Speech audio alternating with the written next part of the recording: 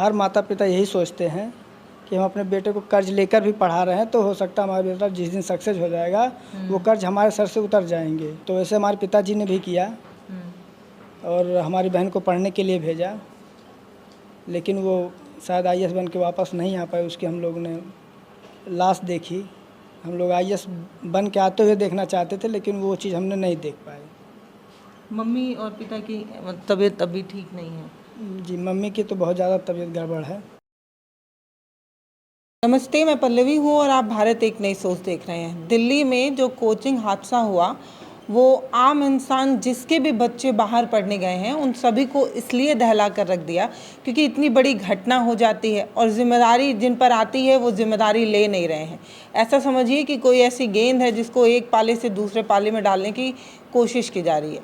Coaching वाले ये कह रहे हैं कि हमने जो है वो सुरक्षा के तमाम इंतजामात किए थे और जो नगर निगम है वो सफाई नहीं करता, जिसकी वजह से नालियाँ वगैरह जो है वो बेहतर नहीं थी, उसकी वजह से पानी का इकट्ठा होना, ये सारी चीज़ें हैं। और लगातार इन सब चीज़ों पर बात हो रही है कि आखिर इस तरीके की बड़ी घटना हो जाती है और जब कोई बच्चा अपने घर से दूर बाहर पढ़ने जाता है तो वो किसके जिम्मेदारी के अंदर वो पढ़ाई कर रहा होता है। ये एक घटना है जो अपने आप में तमाम सवाल खड़े करता है। हम जो है वो श्रेया के घर हैं और यहाँ पर चाचा और भैया मौजूद हैं। अब हम इनसे समझने की कोशिश करेंगे कि ये जो पूरी घटना हुई है, हालांकि श्रेया अब नहीं लौटेगी, लेकिन इस पूरी घटना से एक चीज़ की जा सकती है, वो ये कि ऐसी घटना दोबारा ना हो, ये हो सकता है। तो आपका स्वागत है। अब ये मैटर कोर्ट में है, कोर्ट में भी यही बात कही गई कि जिम्मेदारी किसी को तो लेनी चाहिए। तो आपको क्या लगता है कि सबसे बड़ी गलती किसकी है? कोचिंग वाले की है, नगर निगम वाले की है? लाइब्रेरी जो है वो स्टोर रूम में चलाई जा रही थी, तो जो जांच करने वाले लोग हैं वो क्या सिर्फ तनख्वाह लेके इधर उधर घूमने के लिए होते हैं? उनको भी तो देखना चाहिए था ना। तो आपको क्या लगता है सबसे बड़ी गलती किसकी है? देखिए, जो हादसा हुआ है और जो चीज़ें अभी निकल के आ रही हैं उसमें ये कह पाना बड़ा मुश्किल है कि गलती सबसे ज़्यादा किसकी है। नुकसान सबसे ज़्यादा हमारा, ये हम जानते हैं, उसकी कोई भरपाई नहीं है। गलती किसकी सबसे ज़्यादा है वो जांच का विषय है और जांच में निकल के आएगा। दूसरी बात जो है, अभी माननीय उच्च न्यायालय ने केस को सीबीआई को हैंड ओवर कर दिया है, तो सीबीआई जांच में भी बहुत सारी चीज़ें निकल के आएंगी। जितनी मीडिया रिपोर्टिंग है या हमें जितनी जानकारी है उसके आधार पर हम ये कह सकते हैं कि जितने जिम्मेदार लोग थे किसी ने अपनी जिम्मेदारी का पालन नहीं किया। अगर कोई एक भी कर लेता, चाहे कोचिंग संस्थान का व्यक्ति कर लेता तो भी नहीं होता, एमसीडी कर लेती तो भी नहीं होता। मुझे भी जानकारी मिली है कि 9 जुलाई को ही जितनी कोचिंग सेंटर चलती हैं वहाँ पे एमसीडी का इंस्पेक्शन मेरे ख्याल से शायद 3 साल में होता है कि 5 साल में होता है। उनका इंस्पेक्शन होता है कि बिल्डिंग की कंडीशन क्या है, बेसमेंट प्लस 3 स्टोरी बिल्डिंग है, उसमें बेसमेंट में क्या एक्टिविटी हुई हैं। उस कोचिंग को भी, राव आईएएस कोचिंग में भी जो बेसमेंट में लाइब्रेरी चल रही थी, उस लाइब्रेरी को रिटर्न में एमसीडी के अधिकारी ने कहा है कि वहाँ पे बेसमेंट में स्टोर रूम है, जबकि लाइब्रेरी थी वहाँ पे। तो आप मुझे बता दीजिए कि एमसीडी का, तो क्या वो जब एमसीडी का अधिकारी क्या देख रहा था? लाइब्रेरी थी, मैं जानता हूँ, मैं भी गया हूँ। मैं जब एडमिशन कराने गया था तो लाइब्रेरी वहाँ थी, मैं भी गया था। तो एमसीडी के अधिकारी ने नहीं देखा।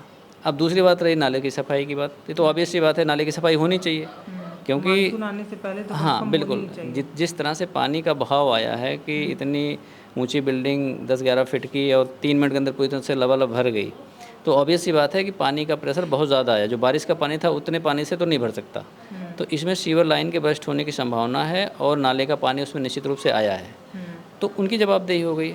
अब कोचिंग सेंटर का जो संचालक है उसकी सबसे बड़ी जवाबदेही है, क्योंकि उसने नियमों की अनदेखी करी और उसने पैसे दे करके या जो भी तरीका अपना करके एमसीडी के अधिकारी को कन्विंस किया। बिना उसे कन्विंस के वो करेगा नहीं। तो सबसे बड़ी जवाबदेही वो कोचिंग संचालक की है। और मैं पहले दिन से कह रहा हूँ कि कोचिंग संचालक के खिलाफ कम से कम गैर इरादतन हत्या का मुकदमा दर्ज हो, ताकि दूसरे जो कोचिंग संचालक हैं इस तरह से की एक्टिविटी करने से एक बार डरें। और ऐसा नहीं है कि वो एक अलग कोचिंग है, पूरे वहाँ के हर कोचिंगों में यही है कि वो बेसमेंट में लाइब्रेरी चला रहे हैं या कुछ ऐसा कर रहे हैं। ऐसा तमाम कोचिंगों में अब तो चीज़ें दिखने के सामने आ रही हैं। भाई, पहले दिन की सीलिंग प्रक्रिया में 50-49 कोचिंग सील हो गई थी, इसी वजह से ग्राउंड उनका बेसमेंट में लाइब्रेरी चल रही थी। तो मैं ये जानना चाहता हूँ कि आज के 10 साल पहले से कोचिंगें चल रही हैं, क्या कोई अधिकारी 10 सालों में इस बात को इंश्योर नहीं कर सकता था कि भाई ये लाइब्रेरी यहाँ नहीं चलनी चाहिए? अगर आपको कोचिंग में लाइब्रेरी चलानी है हो तो सकता है अनहोनी का इंतजार हो रहा था कि कुछ ऐसा हो तब एक्शन लिया जाए। देखिए, देश का दुर्भाग्य है और हम लोग इस देश में हैं, हमारा भी दुर्भाग्य है कि हमने अपनी बेटी खो दी है।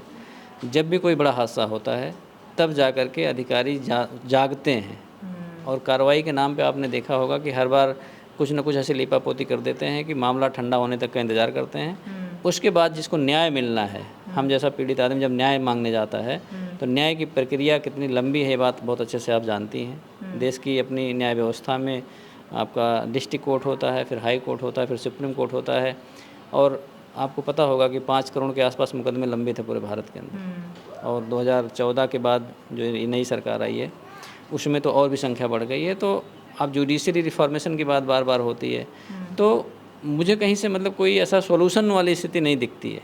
आज मैं आपके चैनल पे कह रहा हूँ कि आप थोड़े दिन बाद फिर जाइएगा वहीं पे उस कोचिंग सेंटर में, आपको वैसी की वैसी मिलेंगी। हो सकता है कोई बेसमेंट की कोचिंग उठा के थोड़ा ऊपर कर दे, हो सकता है 2-4 साल बाद दोबारा वहीं पे कर दे। जो हमारी जिम्मेदारी थी हमारे हिस्से की, जैसे मीडिया की जो जिम्मेदारी थी, अगर जितने कैमरे आज मेरे घर पर आए, अगर उसमें से एक कैमरा उस समय करोल बाग चला गया होता, 1 साल पहले चला गया होता, 2 साल पहले चला गया होता, तो ये 3 बच्चियों की इस तरह से दुखद मृत्यु नहीं होती। लेकिन जुडिशरी अपना काम जो कर ही रहा है, मीडिया का अपना जो काम है वो आप देख ही रही हैं, ब्यूरोक्रेसी किस तरह से चल रही है आप देख ही रही हैं। आम जनता क्या करे? हम तो बैठ के यही कर सकते हैं, आप मेरे पास आई हैं, मुझे लगेगा कि आप कुछ अच्छा दिखाएंगे, मुझे न्याय मिलेगा, हम तो यही कर सकते हैं ना। एक जो मध्यम वर्ग का कोई इंसान अपने बच्चे को पढ़ाता है तो अपने पूरे ज़िंदगी की कमाई लगाता है। हम जैसे लोग जब बच्चे को पढ़ाते हैं तो अपनी ज़िंदगी का सब कुछ लगा देते हैं, और जब 25 साल की बेटी किसी की इस तरह से हो जाए तो आप समझिए कि एक हमारी पीढ़ी तो ख़त्म हो गई और उस बच्चे की पीढ़ी ख़त्म हुई। 2 पीढ़ियों का नुकसान करने पे अगर कोई अधिकारी नहीं जागता है, कोई सरकार नहीं जागती है, कोई व्यक्ति नहीं जागता है, तो मुझे लगता है इससे बड़ा दुर्भाग्य कोई नहीं है। अच्छा, इस पे आपसे हम बात करेंगे कि मतलब श्रेया कैसी थी पढ़ने में, ये सारी चीज़। एक चीज़ हो रहा है वो ये है कि जो रॉ कोचिंग है उसकी तरफ से मदद की कुछ बात कही जा रही है। विकास सर जो है वो कुछ मदद करने की बात कर रहे हैं। मतलब पहले तो मदद की राशि पहुंची है आप तक एक, और दूसरी बात ये कि ये जो मदद की राशि है वो उतना मलहम बन सकता है क्या किसी भी परिजन के या किसी भी पेरेंट्स के लिए? जो मदद की बात आप कर रही हैं उसे कंपनसेशन बोलते हैं, क्षतिपूर्ति बोलते हैं सही हिंदी में। ये जो क्षति है इसकी पूर्ति हो नहीं सकती, तो कोई भी मदद हमारी क्षतिपूर्ति नहीं कर सकता, पहली बात। दूसरी बात, अभी हम मदद के लिए ना ही किसी से कुछ बोले हैं, ना ही अभी हम उसकी इच्छा रखते हैं। नहीं, हमारी विकास देवी कीर्ति सर है जो उनका अनाउंसमेंट है अपना, उनकी अपनी कोचिंग का अनाउंसमेंट है कि हम इस तरह से करेंगे। हम कह रहे हैं कि हमने जो अपनी मांगें रखी हैं, हमारी सबसे पहली मांग ये है कि जितने कोचिंग संस्थान पूरे भारत के अंदर चलते हैं उसमें कम से कम इतना ज़रूर इंश्योर करके जैसे रेगुलराइज कर दिया जाए, कुछ रेगुलेशंस बनाए जाएं। जैसे स्कूल वगैरह चलाते हैं ना, तो उसके रेगुलेशंस हैं कि आपको यहाँ से एफिलिएशन लेना पड़ेगा और इसके मानक होंगे, बिल्डिंग ये होगी, बिल्डिंग का साइज़ ये होगा, क्लासरूम का साइज़ ये होगा, फायर सिस्टम ये होगा, ठीक है, एग्जिट आपका ये होगा, एंट्री पॉइंट आपका ये होगा, तो वो रेगुलेशंस होते हैं। तो मुझे लगता है कि अब ये समय आ गया है कि कम से कम दिल्ली से शुरुआत करके जितने कोचिंग सेंटर्स हैं पूरे देश के अंदर, क्योंकि इनकी संख्या एक स्कूलों से बहुत ज़्यादा है। अगर आप देखोगे एक कोचिंग में बताता है 800-800 बच्चे एक साथ पढ़ते हैं। अगर बाई चांस कोई हादसा दोबारा हो जाता है तो जितना हादसा से नहीं मरेंगे उससे ज़्यादा भगदड़ से मर जाएंगे उसमें। तो वो रेगुलेशन ज़रूर बने कि ये नहीं 3 फ्लोर की बिल्डिंग है, 800 बच्चे एक क्लासरूम में बैठ के पढ़ रहे हैं। आप बताओ ना उनका क्या मेंटल स्थिति होती होगी। एक हम अपने मन में सोचते हैं हमारा बच्चा वहाँ जाएगा, अच्छी शिक्षा लेगा, पढ़ लेगा, IAS बन जाएगा, हमारा नाम रोशन कर देगा, हमारे दिमाग में ये सब बातें रहती हैं। लेकिन वो समय आ गया है कि अब कोई न कोई रेगुलेशन बने कोचिंग सेंटर्स के लिए। तो कोचिंग रेगुलेशन एक्ट करके कुछ है जिसमें ये सारी चीज़ें हैं, वो काम नहीं कर रहे थे। नहीं, जो रेगुलेशन अब उसमें बताता रहा हूँ मैं, वो रेगुलेशन एक्ट जो है मुझे नहीं लगता है कि उतना पर्याप्त होगा। हालांकि मैंने देखा नहीं है, आप बता रही वही मैं समझ रहा हूँ। जितना मैं समझ रहा हूँ रेगुलेशन एक्ट शायद नहीं है अभी कोचिंग का। कुछ परमिशन वगैरह होती है, बिल्डिंग की परमिशन होती है, हम यहाँ पे क्लासरूम तो पार्किंग की होती है, तो एक नॉर्मल कमर्शियल एक्टिविटी टाइप का उसको कह सकती हो आप। तो उसमें कोई रेगुलेशन जैसी बात नहीं है। जैसे हम ये बताना चाह रहे हैं जो प्राइवेट संस्थान चलते हैं, स्कूल चलते हैं, कॉलेजेस चलते हैं, इंजीनियरिंग कॉलेज जो चलते हैं, तो उनमें पूरा मानक सेट होता है कि इतने एरिए में होगा, इतने एरिए में इतने बच्चे पढ़ेंगे, उसके बाद इतने क्लासरूम्स होंगे, लाइब्रेटरी मान लो वहाँ तो होनी नहीं है, लाइब्रेटरी कोई बात नहीं है। आप लाइब्रेरी बनाओगे तो लाइब्रेरी का मानक होगा कि लाइब्रेरी की बिल्डिंग इस तरह से होगी, उसका एग्जिट ऐसे होगा, उसमें एंट्री पॉइंट ऐसे होगा। तो ये प्रॉपर आपके पास जब गाइडलाइन होगी ना इंफ्रास्ट्रक्चर की, तो हादसे कभी बाई चांस होंगे तो इस तरह से कैजुअलिटी कम हो जाएगी, तो उसको कम किया जा सकता है। तो रेगुलेशन बनाने का समय आ गया है दिल्ली गवर्नमेंट को कम से कम, क्योंकि दिल्ली में बहुत ज़्यादा बच्चे हैं, खासकर यूपीएससी के जो कोचिंग करने वाले लोग हैं बहुत ज़्यादा हैं। तो दिल्ली के अंदर रेगुलेशन की शुरुआत हो जाएगी, उसके बाद दूसरे स्टेट्स में भी अपने आप बन जाएंगे। जैसे यूपी के अंदर आपको इलाहाबाद ले लो, आप लखनऊ ले लो, कानपुर ले लो, राजस्थान में कोटा ले लो, जो हब हैं एटलीस्ट वहाँ भी आप देखो ना, इस तरह घटनाएँ लगभग आती रहती हैं। अगर आपको पता हो तो इसी करोल बाग के एरिया में ही एक दूसरे कोचिंग में एक बच्चे को करंट लगने से डेथ हो गई थी, और उसका कारण जानते क्या था? उसका कारण भी जलभराव ही था, क्योंकि जब पानी भरता है बेसमेंट में तो वो पानी जो इलेक्ट्रिक सॉकेट्स हैं उसमें चला जाता है। ये लोग क्या करते हैं, पंप से पानी निकाला और उसको सुखवा दिया और उसके बाद लाइब्रेरी शुरू कर दी। लेकिन अगर उसके अंदर आप देखोगे सॉकेट के अंदर, तो सॉकेट के अंदर जो पानी गया हुआ है वो अंदर रहता है, वो ड्राई नहीं होता है। तो वहाँ पे जहाँ पेंच लगा के हम टाइट करते हैं सॉकेट को, वहाँ पे तार खुला रहता है। तो अगर वहाँ करंट आ गई और जहाँ तक पानी गया है या सीलन है तो वहाँ तक करंट फैल जाती है। इसी वजह से उस बच्चे की मौत हो गई थी। तो ऐसे हादसे होते रहेंगे। भी नहीं हुई, गाजीपुर का वो लड़का है। वही आपने कहा नहीं, जब कोई बड़ा हादसा हो जाता है तब चर्चा होती है, और चर्चा 4 दिन चलती है, उसके बाद समाधान से पहले सारी चीज़ें बंद हो जाती हैं। तो हम चर्चा कर रहे हैं, ठीक बात है, लेकिन जब तक हम समाधान नहीं निकालेंगे, हमारे जैसा कोई पीड़ित अगर ना हो आज के बाद, तब तो हम मान लेंगे कि हमने अपने हिस्से की जिम्मेदारी निभा दी, आपने अपने हिस्से की निभा दी, सरकार ने अपने हिस्से की निभा दी, सब ने अपने हिस्से की निभा दी। लेकिन हादसा अगर हुआ तो हम कहीं ना कहीं सभी लोग दोषी हैं उसमें। अच्छा, आप जो ये मांगे रख रहे हैं कि अब से कम हम कुछ सीख लें और कुछ कड़े नियम बनाए जाएं, इस तरफ काम हो रहा है? इस पहल, इस जो आप सुझाव दे रहे हैं उस पर कोई ध्यान दे रहा है, ऐसा लगता दिख रहा है आपको? नहीं, अभी तो जितना मैं समझ पा रहा हूँ, जो हाई कोर्ट की टिप्पणी आई है, तो हाई कोर्ट ने तो पुलिस को ही फटकार लगा दी। उसने बोला कि आप तो कल को ये कह दोगे कि बारिश हो रही है, हम बारिश पे एफआईआर कर देंगे। तो इतनी असंवेदनशीलता से अगर कोई पुलिसिंग होगी किसी भी प्रदेश की या किसी भी देश की, तो आम आदमी को कभी न्याय नहीं मिलेगा। न्याय मिलने के लिए पुलिसिंग बहुत अच्छी होनी चाहिए, जुडिशियरी अच्छी। कि हम टेंशन में थे, वो माहौल ऐसा था कि हम टेंशन में थे। नहीं, अब अगर पुलिस टेंशन में रहे, कोई फैसला ले ले, कल को जज टेंशन में रहे तो बोले मैं टेंशन में उसको जमानत दे दिया कोचिंग वाले को, तो टेंशन तो कोई सोल्यूशन नहीं है ना। कोई डॉक्टर ऑपरेशन कर रहा है, बोला मैं टेंशन में था इसलिए उसे दूसरी नली काट दी मैंने। तो कुछ ऐसी जगह होती है जहाँ टेंशन आपका एक्सक्यूज नहीं हो सकता। आप टेंशन के लिए नहीं गए हो वहाँ पे, आप सीमा सिक्योरिटी पे आपको लगाया जाए, आप बोलो मेरे घर में झगड़ा हो रहा था इसलिए मैं जो है बंदूक ही नहीं चलाया। तो ऐसी कुछ जगह होती हैं जहाँ पे आपकी रोल और रिस्पॉन्सिबिलिटी स्पेसिफाइड होती हैं, और you must have to perform at that time. आपको करना ही पड़ेगा, आप एक्सक्यूज नहीं दे सकते। जो अभी तक जितने काम किए गए हैं उसको आप संतोषजनक मानते हैं? नहीं, अभी हम लोग दरअसल इतने पीड़ा में हैं कि मैं सही से देख भी नहीं पा रहा हूँ क्या क्या हुआ है। आप लोगों के माध्यम से, जैसे कल कुछ लोग आए थे, उन्होंने बताया कि हाई कोर्ट ने केस को ट्रांसफ़र कर दिया सीबीआई को, तो मुझे सूचना मिल गई है। आपकी तरह कोई आया था, बोला कि किसी कोचिंग सेंटर्स ने कुछ कंपनसेशन अनाउंस किया है, तो वो सूचना मेरे पास आ गई है। और मेरे पास जिसकी प्रॉपर अधिकृत सूचना आनी चाहिए, मैं आपके माध्यम से बता रहा हूँ कि घटना 27 तारीख को 7 बजे शाम को हो गई थी, और मैं घटनास्थल पर समाचार देख के 1 बजे रात में पहुँच गया था। उसके बाद 28 तारीख को करीब मेरे ख्याल से 2:10 पे पोस्टमार्टम ख़त्म हुआ था, और हम वहाँ से चल दिए थे। यहाँ से 850 किलोमीटर के आसपास डॉक्टर राम मनोहर लोहिया हॉस्पिटल है, वहाँ से आने के लिए हम यहाँ पे चल दिए। नेक्स्ट डे हम यहाँ 3:30 बजे रात में पहुँचे। सुबह हमने अंतिम संस्कार किया। आज तक कोचिंग संस्थान की तरफ से किसी का फ़ोन मेरे पास नहीं आया।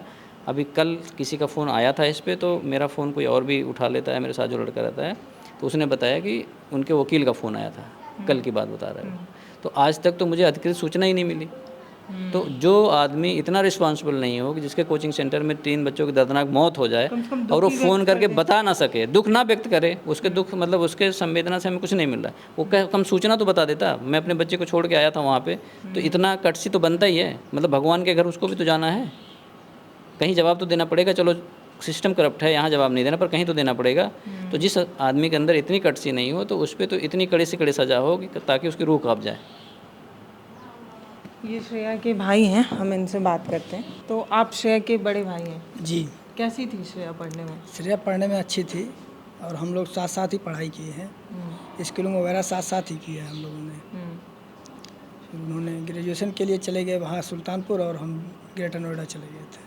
फिर आप पढ़ाई के लिए उनके साथ रहते थे, गांव रहते थे आप?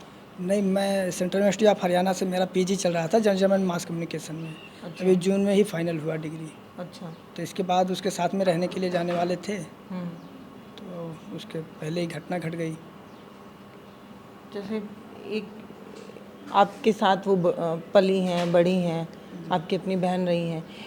ये जो पूरी घटना हुई है इसमें मतलब हर इंसान हैरान तो है ही, क्योंकि अब हर बच्चा जो है वो पढ़ने के लिए प्रयागराज जा रहा है, कुछ लखनऊ जा रहे हैं, कुछ बच्चे दिल्ली जा रहे हैं। तो हर गार्जियन के जहन में एक डर बैठ गया है अपने बच्चे को बाहर भेजने में।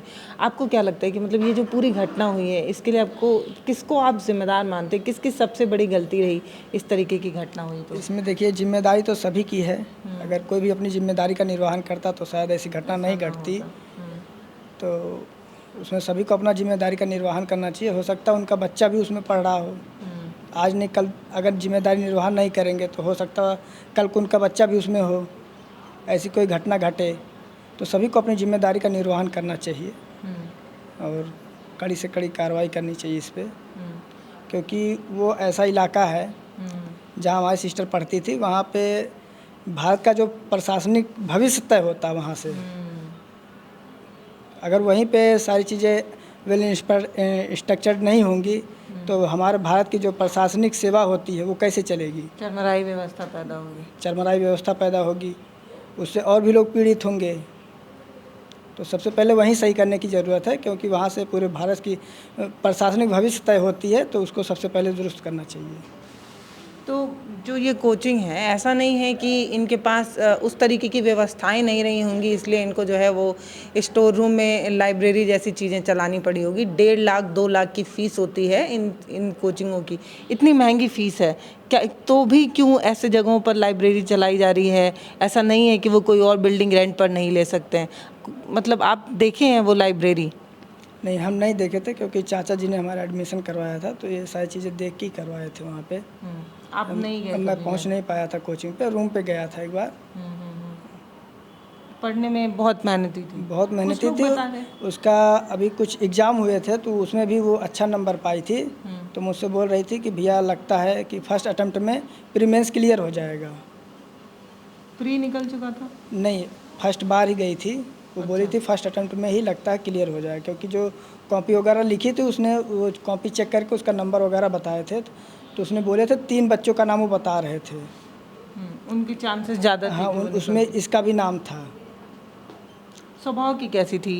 मतलब खुशमिजाज, जिद्दी कैसी थी? नहीं, खुश मिजाज थी। कोई दुखी भी रहता था तो उसको भी खुश कर देती थी। अगर घर परिवार में जैसे कोई नाराज़ है तो उसको भी अपने बातों के माध्यम से उसको भी खुश कर देती थी, उसका दिल जीत लेती थी। अच्छा, कई जगह अखबारों में और खबरों में ये निकला है कि जो परिवार की आर्थिक स्थिति है वो बहुत अच्छी नहीं है। पिता जो है वो किसान है और वहाँ मतलब गाय का दूध या भैंस का दूध से घर चलता है।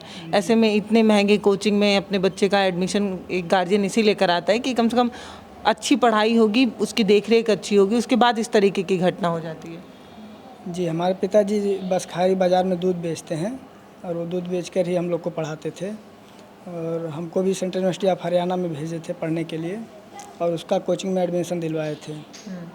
क्योंकि हमारी आर्थिक स्थिति इतनी सही नहीं है कि हम उस कोचिंग की फ़ीस 1 इंस्टॉलमेंट में पे कर सकें। हम उस कोचिंग की फ़ीस 3 इंस्टॉलमेंट में पे किए थे। अभी घटना के 5-6 दिन पहले ही मैं उस कोचिंग का पूरा ड्यूज़ क्लियर किया हूँ। मतलब कितना समय हुआ उनको वहाँ दिल्ली गए? वहाँ फरवरी में गई थी, लेकिन कोचिंग जो है अप्रैल से ज्वाइन की थी। इसी साल? इसी साल। अभी मतलब पूरे 1 साल भी नहीं हुआ? पूरे 1 साल भी नहीं हुए।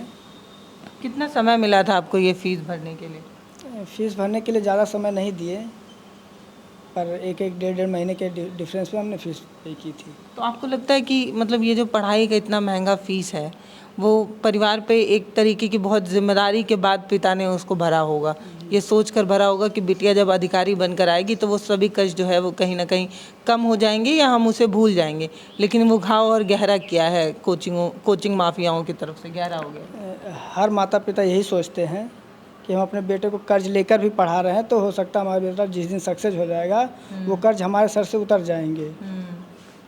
तो वैसे हमारे पिताजी ने भी किया और हमारी बहन को पढ़ने के लिए भेजा, लेकिन वो शायद IAS बन के वापस नहीं आ पाए। उसकी हम लोग ने लाश देखी। हम लोग IAS बन के आते हुए देखना चाहते थे, लेकिन वो चीज़ हमने नहीं देख पाए। कंधे पे सितारा देखना चाहते थे। जी।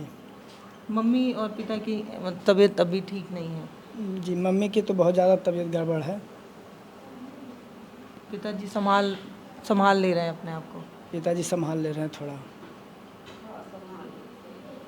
एक माँ के लिए बहुत बहुत ज़्यादा कष्टदायी हो जाता है, क्योंकि लोग कहते हैं कि माँ की जो ममता होती है वो इतनी ताकतवर होती है कि वो सब चीज़ों से लड़ सकती है, लेकिन एक माँ इतने बड़े बोझ को कभी नहीं संभाल पाएगी। वो मैं समझ सकती हूँ वो कितनी पीड़ा, कितने दुख की बात है, लेकिन अगर इस मसले से ही अगर बात शुरू हो रही है तो ये बात तय हो जानी चाहिए अब से कि इस तरीके की घटना दोबारा ना हो। आए दिन इस तरीके की खबरें अलग अलग जगहों से सुनने को मिलती है, कभी प्रयागराज से सुनने को मिलता है, कभी दिल्ली से सुनने को मिलता है, कभी लखनऊ से सुनने को मिलता है।